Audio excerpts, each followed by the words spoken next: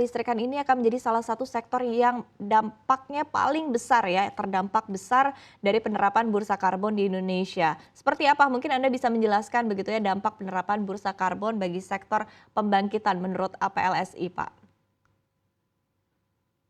Ya, jadi menurut saya ini memang kalau kita lihat dari secara sektor, sektor energi ini memang merupakan sektor yang membutuhkan perhatian khusus ya, karena dari semua sektor kita lihat memang sektor energi ini menjadi salah satu penyumbang dari sisi karbon emisi yang cukup besar selain dari sektor transportasi. Jadi kita sangat mendukung adanya langkah pemerintah atau gebrakan untuk melakukan perdagangan karbon secara terbuka ya. Dan kita juga memang mengetahui sebelum ini sudah ada perdagangan secara langsung antara pemilik emisi karbon, baik yang memiliki surplus ataupun defisit, untuk dapat melakukan perdagangan secara langsung. Nah, dengan adanya platform ini, kita juga melihat bahwa ini ada kesempatan terbuka ya, secara voluntary untuk para pelaku usaha bisa melakukan dagangan dan juga menjadi pendorong ya atau insentif agar kegiatan usahanya menjadi lebih rendah karbon dan lebih ramah lingkungan. Jadi menurut saya ini langkah yang positif dan kita melihat kemarin sudah diresmikan secara resmi dan kita masih memang menunggu partisipasi yang lebih banyak dari para pelaku usaha khususnya dari sektor energi. Dalam hal ini sektor energi yang utamakan adalah subsektor kelistrikan karena ini yang membutuhkan prioritas ya, bagaimana caranya agar terjadi transisi energi yang lebih terakselerasi, terutama untuk Indonesia yang masih sangat tergantung sumber energinya dari yang berbasis karbon menuju kepada sumber energi terbarukan atau yang ramah lingkungan yang lebih rendah karbon yang ternyata potensinya sangat besar di Indonesia. Jadi kita mendorong akselerasi transisi energi itu dapat terjadi dan salah satunya melalui adanya bursa karbon ini menjadi satu langkah Ya. berani dari pemerintah dan Oke. kita sangat mendukung.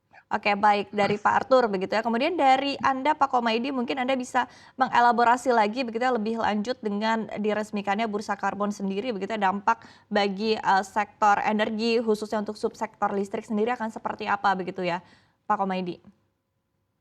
Iya, saya kira sebetulnya seperti yang disampaikan oleh Pak Atus, sebetulnya positif ya Mbak, di dalam konteks untuk NZE 2060 ini salah satu instrumen yang memang penting. Di Indonesia biasanya ada tiga ya, ada sektor kelistrikan, kemudian transportasi dan industri. Itu yang paling utama berkaitan dengan energi begitu. Nah, tentu ada positif di aspek lain, juga ada hal lain konsekuensinya yang perlu diantisipasi oleh pemerintah saya kira Mbak Eva, karena kan ini nanti pasti akan ada impact-nya ke BBB tenaga listriknya. Kalau sebelumnya katakanlah tidak ada biaya tambahan, dengan adanya bursa karbon ini kan tentu akan ada tambahan. Tentu masih tergantung nanti capping-nya di batasan berapa, karena nanti ada capping kemudian ada trade begitu ya. Kalau melebihi capping-nya kan pasti akan ada biaya yang harus dikeluarkan. Nah ini mungkin merefer beberapa waktu sebelumnya, sebelum ada perdagangan bursa karbon ini kan Kementerian KLHK sudah menerbitkan baku mutu untuk lingkungan di semua sektor ya, termasuk ke kelistrikan begitu. Nah, untuk memenuhi standar yang ditetapkan Permen KLHK pada saat itu, kajian dari teman-teman PLN kan menyampaikan akan ada tambahan paling tidak sekitar 115 sampai 120 rupiah per kWh dengan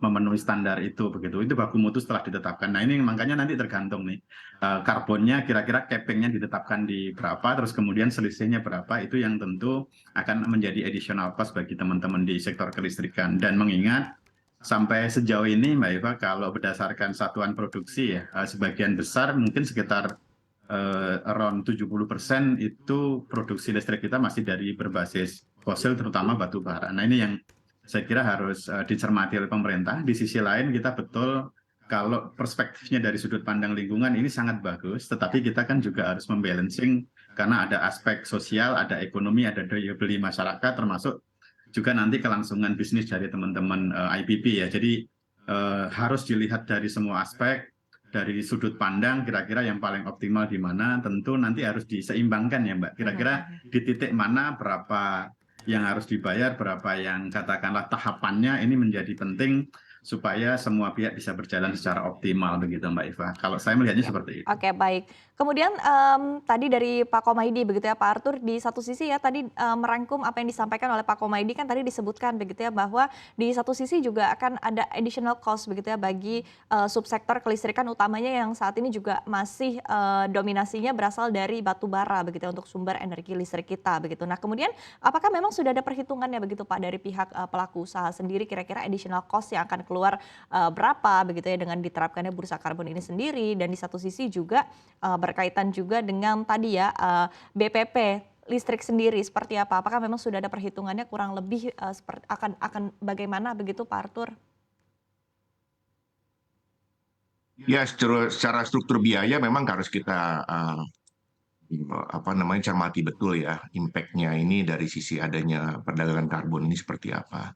Karena sebelum adanya bursa karbon ini, kita juga sudah melihat adanya pajak karbon. Jadi dengan ditetapkannya nilai ekonomi karbon, semua kegiatan yang menghasilkan karbon ya, jadi 1 ton dari CO2 emisi itu sudah ada nilainya sekarang, di mana penghasil emisi tersebut dapat melakukan pertukaran atau membeli karbon kredit.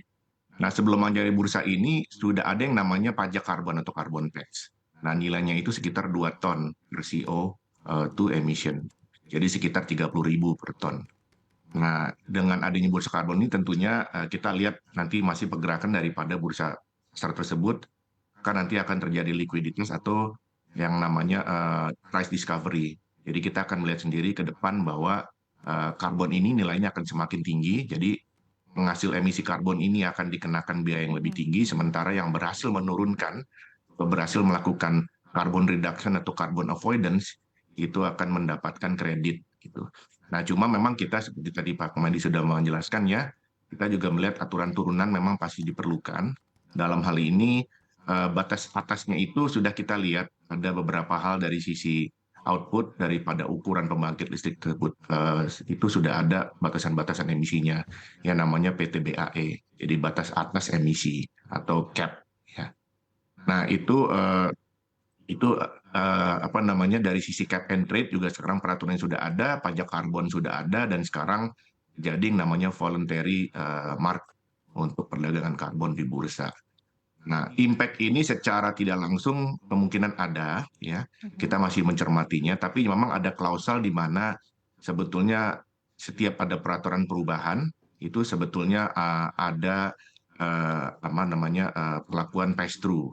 Jadi dalam hal ini tambahan biaya untuk membeli karbon tersebut apakah akan dibebankan kepada pemilik PLTU atau apakah akan dibebankan kepada PLN atau kepada konsumen. Nah, ini yang harus dilihat dan dicermati lagi dampak ekonomisnya ke depan itu seperti apa. Inilah yang kita perlu cermati secara policy karena ini memang baru diterapkan di Indonesia, tapi impact ini nanti ada yang harus melakukan pembiayaan ke dalam pembukuannya atau diabsorb ke dalam costingnya. Jadi biaya tersebut kemungkinan akan terus naik ke depan karena harga dari karbon sendiri ya kita melihat di pasar-pasar seperti di Eropa atau di negara-negara maju di Asia itu sudah jauh lebih tinggi dibandingkan harga yang kita lihat dari pajak karbon dari nilai ekonomi karbon sebesar 30.000 per ton. Kemungkinan akan naik ke depan. Jadi ini memang harus dilihat secara utuh ya, bukan hanya lihat dari sisi lingkungan, tapi juga jangan sampai ini berdampak kepada